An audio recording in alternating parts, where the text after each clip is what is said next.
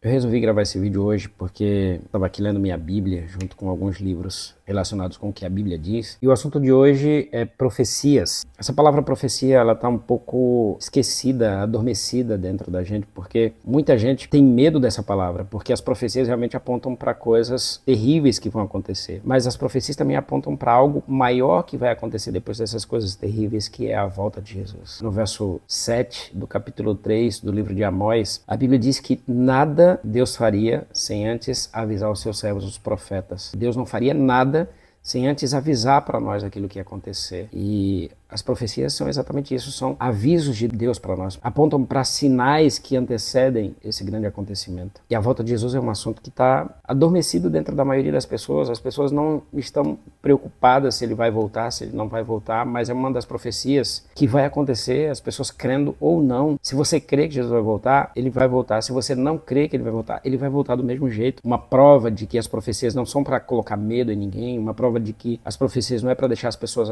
assustadas, assombradas, mas é um alerta para que elas se preparem para um evento maior que vai acontecer. Está em Gênesis, na história de José. O faraó teve um sonho. Nesse sonho, 7 vacas gordas eram engolidas por 7 vacas magras. Nessa mesma noite, o rei também sonhou com 7 espigas de milho, bonitas, cheias de grãos, que foram substituídas por 7 espigas mirradas, sem muitos grãos ali e tal. E Deus deu a interpretação para José. José foi lá e disse, olha, essas 7 vacas gordas representam 7 anos de muita fartura, e essas 7 vacas magras representam 7 anos de muita fome que vem aí pela frente. Assim como o sonho das espigas representava a mesma coisa. O faraó quis ficar desesperado ali, preocupado, e José, então inspirado por Deus, ali disse, olha, faraó, Deus deu o sonho, não foi para o senhor ficar preocupado, não foi para o senhor ficar desesperado, mas foi para o senhor se preparar para o que vem pela frente. E aí a gente sabe o que aconteceu. José, ele foi nomeado governador do Egito, e durante os 7 anos de fartura, ele separou parte daquilo que era produzido por toda a terra do Egito e armazenou ali em silos, guardou ali para que nos 7 anos de seca as pessoas tivessem o que comer e não morressem de fome. Então veja, Deus deu o sonho, mostrou as coisas terríveis que iam acontecer,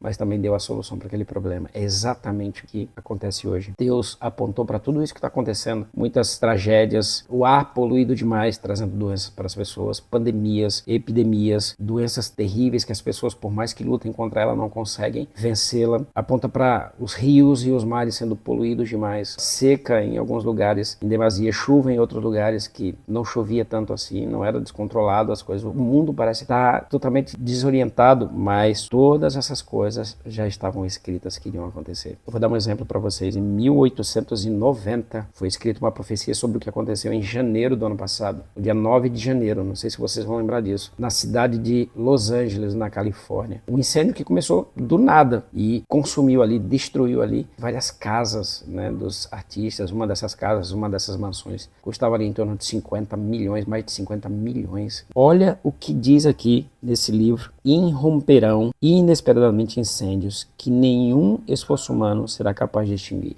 Os palácios da terra serão varridos pela fúria das chamas. E diz mais, esses eventos serão cada vez mais frequentes. Então assim, o planeta está gritando pra gente, está falando pra gente que Jesus está voltando, Jesus vai voltar, e a gente parece que está adormecido, preocupado em vestir amarelo para ter mais dinheiro, preocupado em vestir vermelho para encontrar um grande amor, preto para ter mais poder, e laranja para ter mais criatividade, para ser mais produtivo, não sei o quê. E a gente esquece de se atentar para essas coisas que a Bíblia fala, que as profecias falam, e a gente está de olhos fechados, de ouvidos tapados para um mundo que grita que Jesus está voltando. As profecias apontam para coisas terríveis que já aconteceram e que vão acontecer, mas ela também aponta para algo grandioso e maravilhoso, que é a volta de Jesus, que vai pôr fim a todas essas coisas ruins. A volta de Jesus vai acabar com o pecado, vai acabar com a morte, vai acabar com a dor, vai acabar com a tristeza, e ele vem para trazer um reino de paz, para levar aqueles que estão preparados para um lugar tranquilo, para um lugar de paz, e viver eternamente com ele. Mas a gente parece que não dá a mínima para essa informação. E a minha pergunta é, com todas essas coisas que estão acontecendo, o sol esquentando demais, inclusive a Bíblia diz que o sol vai esquentar mais. As profecias dizem que pessoas vão morrer queimadas pela temperatura do sol. E depois dessas coisas, Jesus vai voltar para acabar com todas as tragédias. E o que é que você está fazendo? Quando você vê tudo isso acontecer, quando você vê as profecias sendo cumpridas, o que você está fazendo para se preparar para o grande dia do Senhor, para a grande volta de Jesus? Você está preocupado em ficar mais rico? Você está preocupado em ter uma casa linda, maravilhosa? Você está preocupado em comprar um carro zero? Não é que você não vai ter as coisas, não estou falando disso, mas o mais importante do que ter todas essas coisas é estar preparado para a volta de Jesus. Os discípulos perguntaram: Senhor, quando é que essas coisas vão acontecer? Ele disse que haveriam alguns sinais